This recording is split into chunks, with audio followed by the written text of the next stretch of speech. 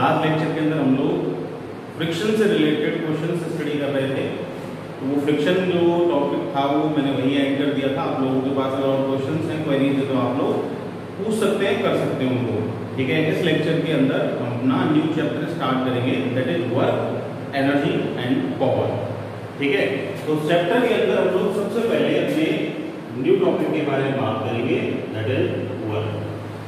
ठीक है, एनर्जी और पावर हम इस चैप्टर में बाद में स्टडी करेंगे। ठीक है, तो क्या होता है वर्क? वर्क कोई भी काम जो आप करते हो, जनरली आप वर्क किसको बोल रहे हो? आप यहाँ बैठे हो, ये भी एक वर्क ही है।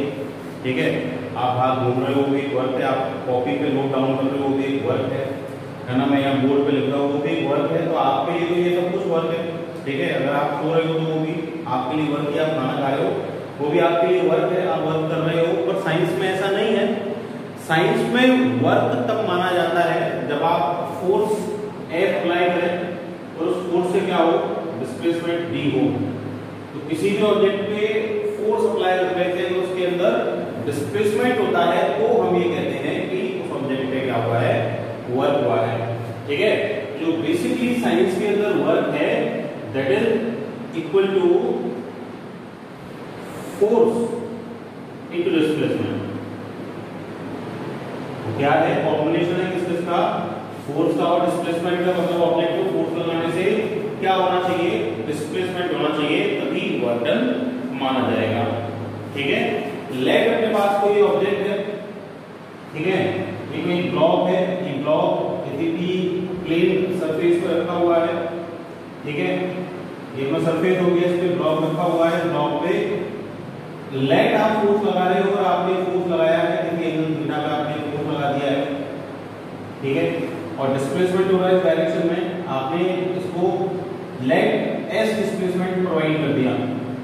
ठीक है, तो एस डिस्प्लेसमेंट प्रोवाइड कर दिया, तो work is what, force into displacement. But ये दोनों किस में होने चाहिए? सेम डायरेक्शन में होने चाहिए। ठीक है, तो सेम डायरेक्शन में कैसे आएंगे? Then work done will be what, भाई फोर्स और डिस्प्लेसमेंट दोनों क्या है, वेक्टर क्वांटिटीज है। ठीक है, then work done will be what, that will be displacement. या तो मैं क्या करूं, डिस्प्लेसमेंट लूं और फोर्स का कंपोनेंट लूं इसकी डायरेक्शन में, डिस्प्लेसमेंट की डायरेक्शन में, component of force in the direction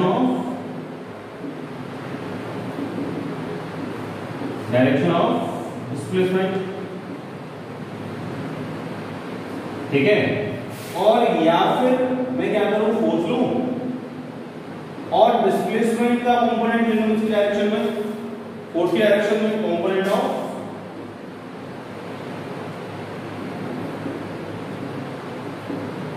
displacement in the direction of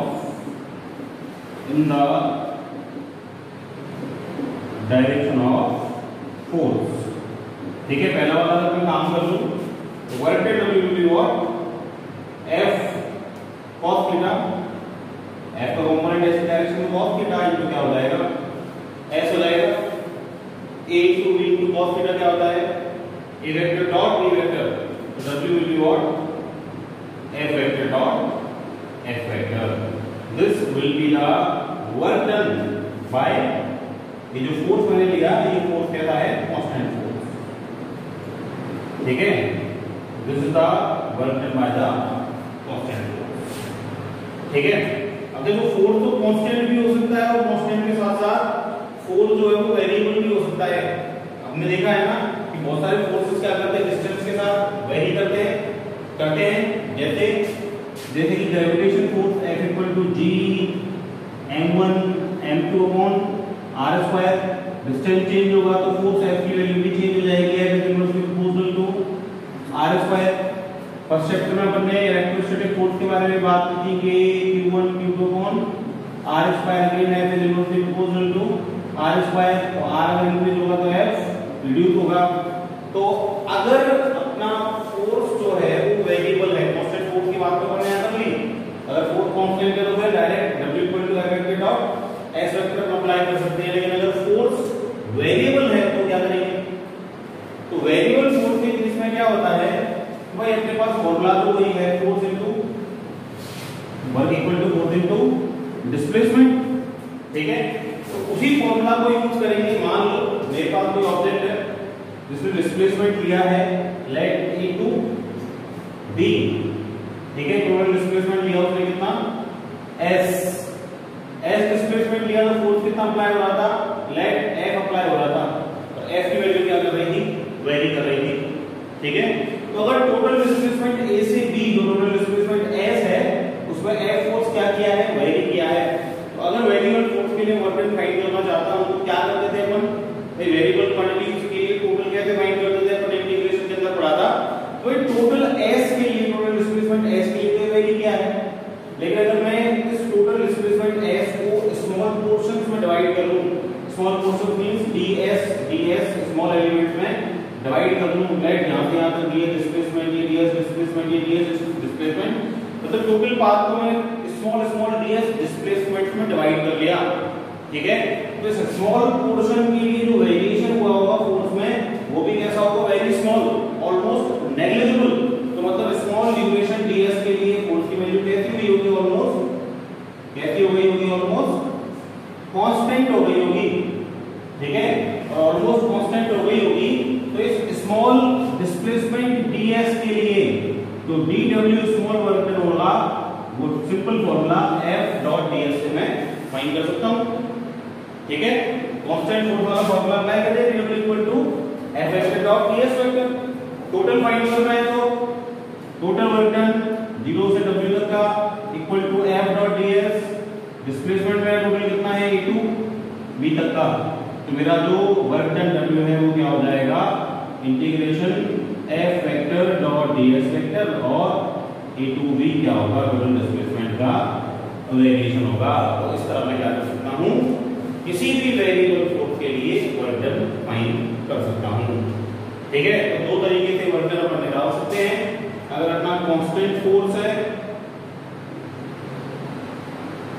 constant force है तो कांस्टेंट फोर्स के लिए work done F vector dot S vector, work done क्या हो जाएगा, F into S into cos theta, direct formula apply करूंगा।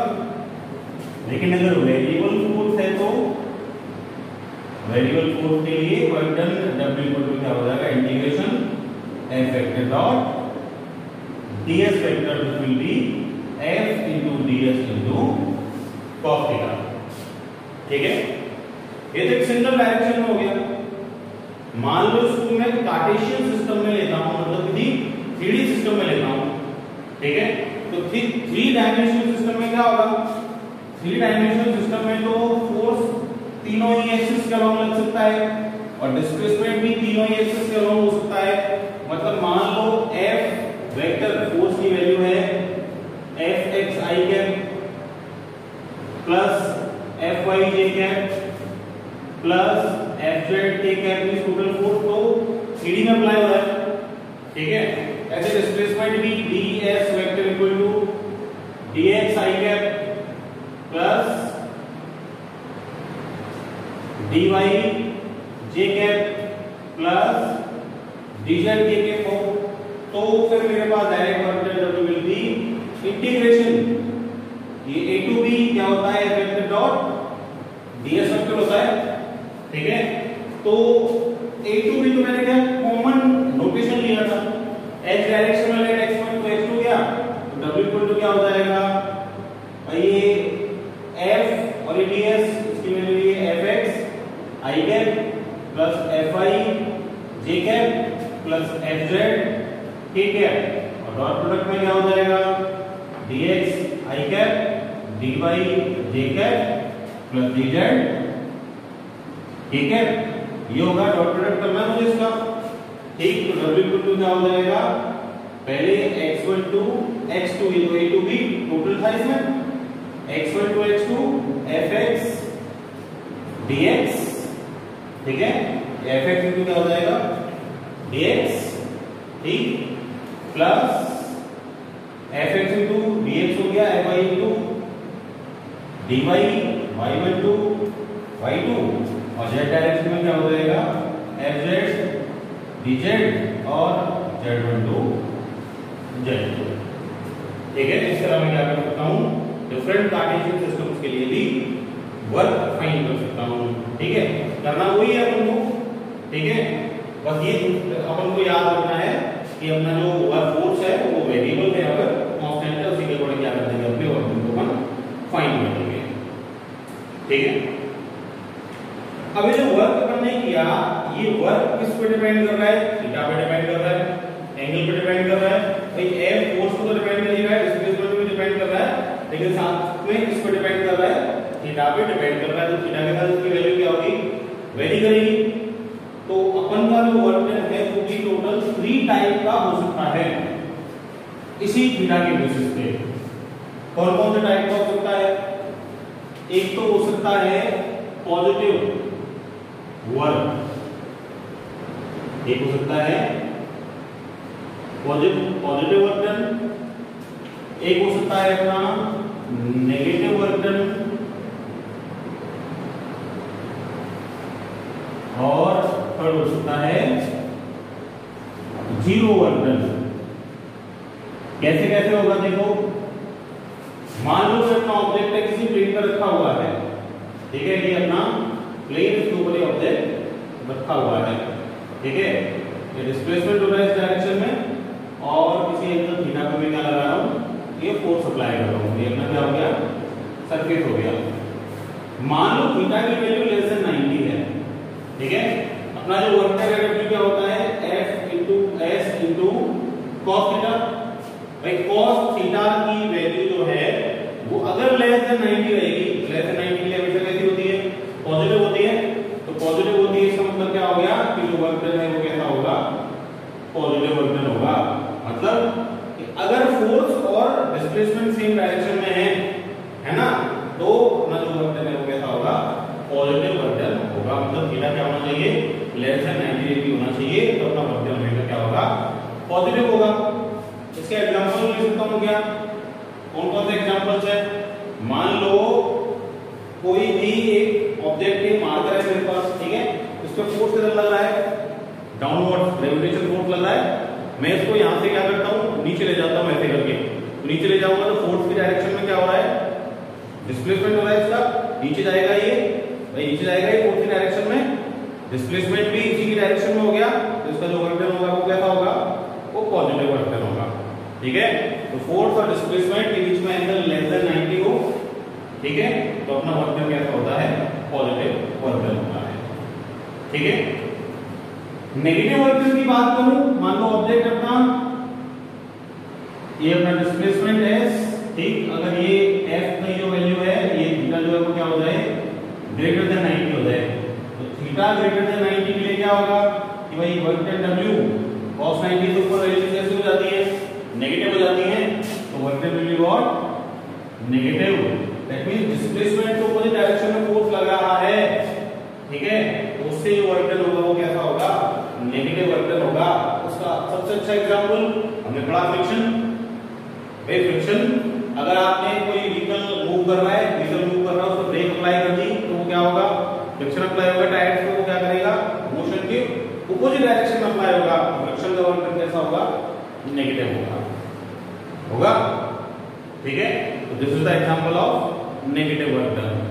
और zero work done कैसे हो सकता है, कि अपने पास formula W F into S into cos theta. तो या तो थीटा 90 हो जाए, थीटा 90 हो जाए, अपना ऑब्जेक्ट रखा हुआ है, डिस्प्लेसमेंट ऊपर की डायरेक्शन में फोर्स उसके, तो डिस्प्लेसमेंट अपना फॉरवर्ड डायरेक्शन में फोर्स अपना 90 डिग्री में परपेंडिकुलर अप्लाई हो रहा है।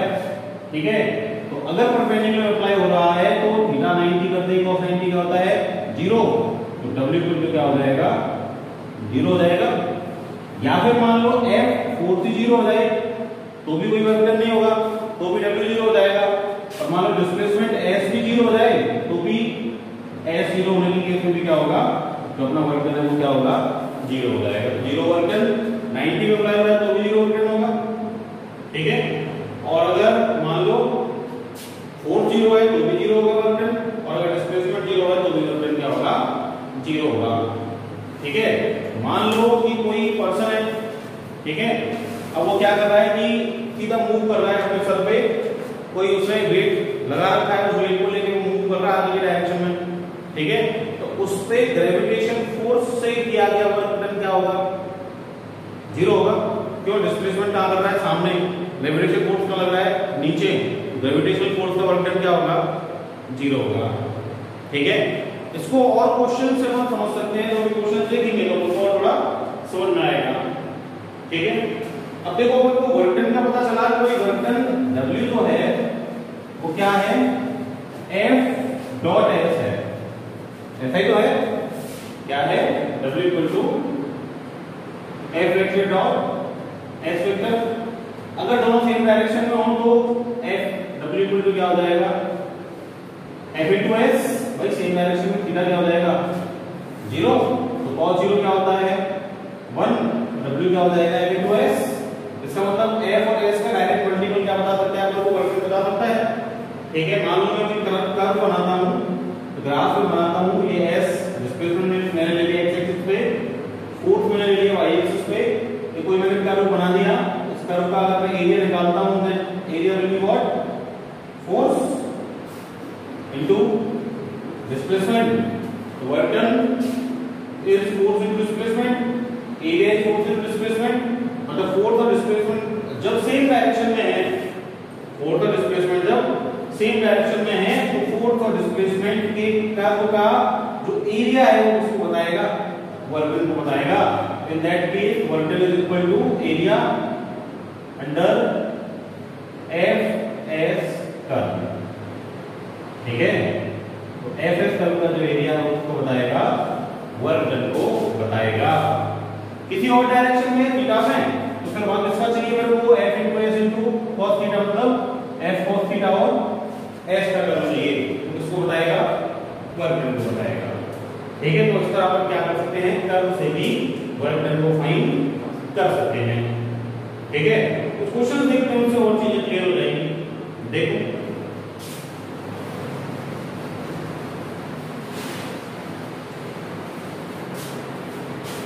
अच्छा, यूनिट और इसकी डिस्कस कर लेते हैं। यूनिट क्या होती है? Work done force into displacement. Unit क्या हो जाएगी? फोर्स की न्यूटन, डिस्प्लेसमेंट की मीटर, सिंपली। ठीक है, या तो ये डायरेक्ट यूनिट है, जूल से भी मेजर कर सकते हैं इसको। ठीक है, या फिर इलेक्ट्रॉन वोल्ट भी है इसकी यूनिट। ठीक है, इलेक्ट्रॉन वोल्ट यूनिट क्या कहती है कि भाई 1 इलेक्ट्रॉन वोल्ट इक्वल टू क्या होता है? 1.6 × 10⁻⁻⁹ जूल। ठीक है, this is the unit of work done. इसके अलावा kWh भी है, किलोवाट आवर। 3.6 × 10⁻⁶ जूल होता है उसमें। ठीक है, तो kWh इसकी यूनिट कैसे आई अपन आगे डिस्कस करेंगे इस चैप्टर में। ठीक है, तो these are the units of work done. ऐसा यूनिट क्या होगी इसकी? न्यूटन की जगह अपन डाइन यूज कर सकते हैं, मीटर की जगह सेंटीमीटर यूज कर सकते हैं, डायरेक्ट यूनिट जूल की जगह आर यूज होती है। ठीक है, तो उसकी अपन को जरूरत नहीं पड़ती सीरियस यूनिट की, अपन ऐसा यूनिट से एस यूनिट ऐसा यूनिट से हम काम चला सकते हैं। ठीक है, तो कुछ क्वेश्चन अपन देखते हैं जिससे अपन इसको और क्लियर कर सकें। देखो एक क्वेश्चन मुझे गिवन है जो ये कह रहा है कि एक अपना फोर्स है F जो डिपेंड करता है किस पर? डिस्प्लेसमेंट पे। वेरी करेक्ट, डिस्प्लेसमेंट के साथ F = 7 - 2x + 3x²। ऐसे ही बोल रहा है। ठीक है, ये क्या कर रहा है? 2 kg मास की का एक ऑब्जेक्ट है, उसको ये अपन अप्लाई किया है। Force F = 7 - 2x + 3x² is applied on an object of mass 2 kg, ऐसे बोल रहा है। ठीक है, और इसको डिस्प्लेस किया है x = 0 to x = 5 metre and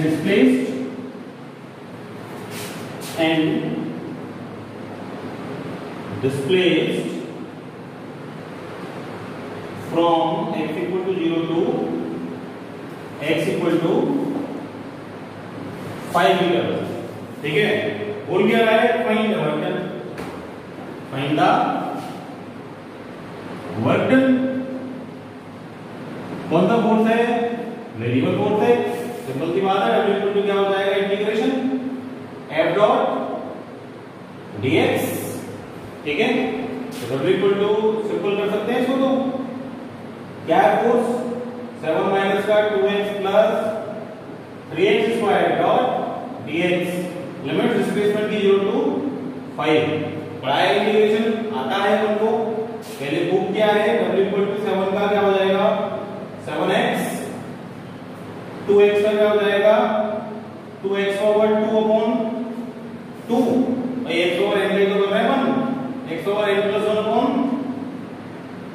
n plus 1, यही होता है इंटीग्रेशन, ठीक है। और c का क्या होता है? cx, तो c का cx 7 का 7x, 2x का 2x स्क्वायर अपॉन 2 और plus 3x cube upon 3, limit from 0 to 5, क्या हो गया? W equal to 7x minus का x square plus x cube 0 to 5, limit supply कर देंगे, आंसर आ जाएगा, ठीक है।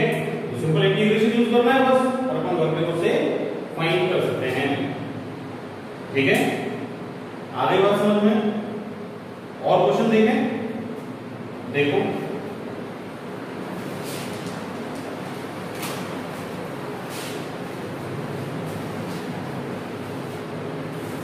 एक और क्वेश्चन है, ग्राफिकल क्वेश्चन है। वो आपसे क्या कह रहा है कि भाई फोर्स और डिस्प्लेसमेंट के बीच में आपको क्या दिखा रहा है? वो रिलेशन दिखा रहा है, कर्व है।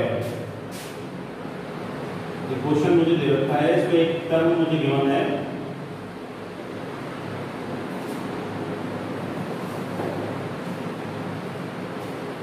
ठीक है।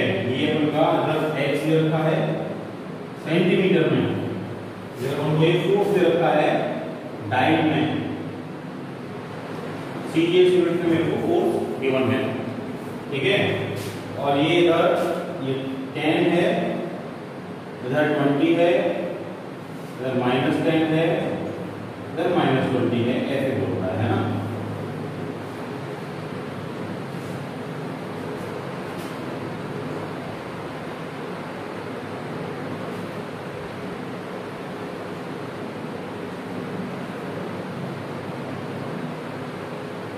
देखो इधर ना 1 2 3 4 5 6 अरे 7 और ये 8 तक के बने मुझे। इधर 1 से ग्राफ ऐसे जा रहा है, this 1 2 3 4 5 6 7 8, ठीक है। ये ऐसे आ रहा है इधर से 3 and this 4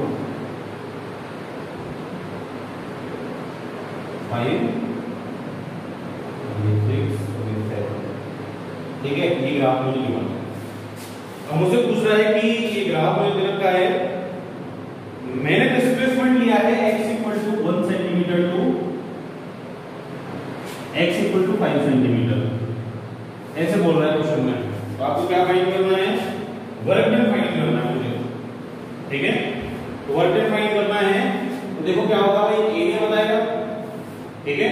जो एरिया है फोर्स और डिस्प्लेसमेंट कर्व का वो क्या बताएगा? वर्क डन बताएगा। तो एरिया फाइंड कर लो, इसका एरिया प्लस इसका एरिया, डिस्प्लेसमेंट या माइनस है तो नेगेटिव आएगा, डिस्प्लेसमेंट तो पॉजिटिव नेगेटिव दोनों होता है। तो अगर नीचे है माइनस में लेंगे डिस्प्लेसमेंट, और ये 5 तक फाइंड करना है तो 1 to 5 का एरिया ले लो टोटल। तो भाई ये पोर्शन 1 पोर्शन 2 पोर्शन 3 पोर्शन 4, ये 4 पोर्शन 1 to 5 तक शो कर रहे हैं कर्व को, इनका एरिया ले लो। तो लो क्या हो जाएगा? W equal to area under the curve from 1 centimetre to 5 centimetre निकालना। इसका एरिया 2 माइनस 1 इंटू वही सारे रेक्टेंगल तो बन रहे हैं और इंटू 10 प्लस इसका ये 3 माइनस 2 1 हाइट 20, ठीक है। 3 माइनस 4 1 हाइट -20, ठीक है। और प्लस क्या हो जाएगा ये 5 वाला 4 माइनस 5 5 माइनस 4 1 और इनटू हाइट कितनी है 10। क्या हो गया भाई 10 प्लस 20 माइनस 20 प्लस 10 तो w इक्वल टू 20। सीरीज में रखा है तो अर्ध ठीक है 9 इंटू सेंटीमीटर क्या आ जाएगा इसका एरिया आ जाएगा that is the work done. ठीक है भाई तो this is the work done for displacement of centimetre to 5 centimetre. ठीक है और देखिए क्वेश्चन उससे पॉजिटिव नेगेटिव फोर्स आपके क्लियर हो जाएंगे। देखें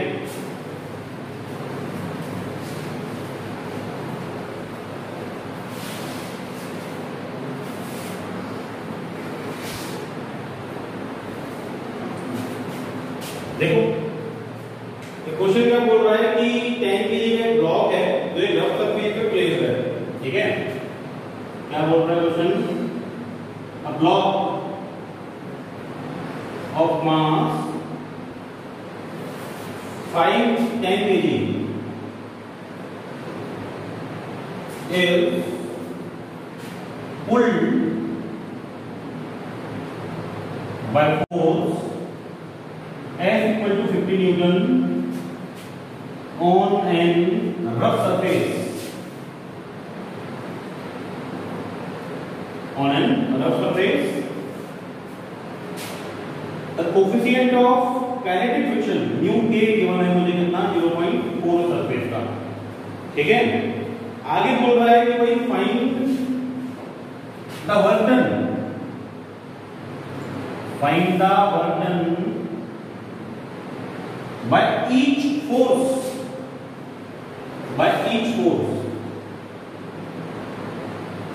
for displacement 5 सेंटीमीटर। ठीक है मतलब 10 kg में ब्लॉक है एक रफ सरफेस पे रखा हुआ है। अब इसको जितने भी फोर्स अप्लाई हो रहे हैं ना ऐसे बोल रहा है कि जितने भी फोर्स इसमें अप्लाई हो ना सारे फोर्सेस का वर्क डन फाइंड कर लो इसमें। तो देखो ये अपना ऑब्जेक्ट है 10 kg इसके अंदर क्या है मास है F इक्वल टू 50 न्यूटन है। इसको क्या कर रहे हैं आगे पुल कर रहे हैं। ठीक है और इसे डिस्प्लेसमेंट कितना लिया है S equal to 5 centimetre displacement इससे लिया है। ठीक है तो सारे फोर्सेस का वर्क डन फाइंड करना तो फोर्स लगभग कौन से रहे देखो एक तो 50 न्यूटन डायरेक्ट अप्लाई हो गया बैकवर्ड डायरेक्शन में फ्रिक्शन काइनेटिक डाउन साइड में W equal to mg up side में रिएक्शन फोर्स n। ठीक है तो अगर रिएक्शन फोर्स के लिए फाइंड करूं work done for reaction n का डिस्प्लेसमेंट क्या होगा फॉरवर्ड डायरेक्शन में कितना एंगल हो जाएगा 90 when theta is 90 work done is 0। mg weight force के लिए फाइंड करना वेट फोर्स के लिए weight force vertically downwards displacement forward direction में again theta equal to 90 degree तो वर्क डन क्या हो जाएगा अगेन 0। ठीक है F 50 न्यूटन के लिए फॉर 50 न्यूटन सेम डायरेक्शन में theta equal to 0 degree W equal to F into S into cos 0 1 W equal to क्या आ गया 50 इनटू डिस्प्लेसमेंट 5 तो W इक्वल टू क्या आ जाएगा 250। ठीक है सेंटीमीटर में है मीटर में कन्वर्ट कर लेंगे 5 इनटू 10 का -2 250 इनटू 10 का -2। ठीक है और इसके लिए फाइंड करना है फ्रिक्शन के लिए फ्रिक्शन कितना होता है F equal to mu k n F equal to mu k कितना 0.4 n कितना है equal to mg into m into g तो F के फ्रिक्शन कितना हो गया 0.4 n कितना है 10 g कितना हो गया 10 कितना आ जाएगा F k friction equal to कितना आ गया 440 न्यूटन फ्रिक्शन कितना लगेगा 40 न्यूटन लगेगा और फ्रिक्शन का और डिस्प्लेसमेंट का एंगल 180 फ्रिक्शन पीछे डिस्प्लेसमेंट आगे theta equal to 180 cos 180 -1 W equal to क्या हो जाएगा -f into s W equal to क्या हो जाएगा -6.5 into 10 पावर -2 सेंटीमीटर को मीटर में कन्वर्ट कर लिया तो W क्या आ जाएगा माइनस का 200 into 10 पावर -2। ये हो जाएगा work done due to friction. तो अपन ने देख लिया भाई परपेंडिकुलर फोर्सेस के लिए वर्क डन 0, डायरेक्शन में तो पॉजिटिव आएगा, अपोजिट डायरेक्शन में फोर्स तो क्या आ जाएगा तो वर्क डन नेगेटिव आएगा। तो अपना वर्क डन का कांसेप्ट क्लियर हो गया होगा, ठीक है। नेक्स्ट लेक्चर के अंदर अपन एनर्जी और पावर से रिलेटेड टॉपिक्स देखेंगे। That's all for today.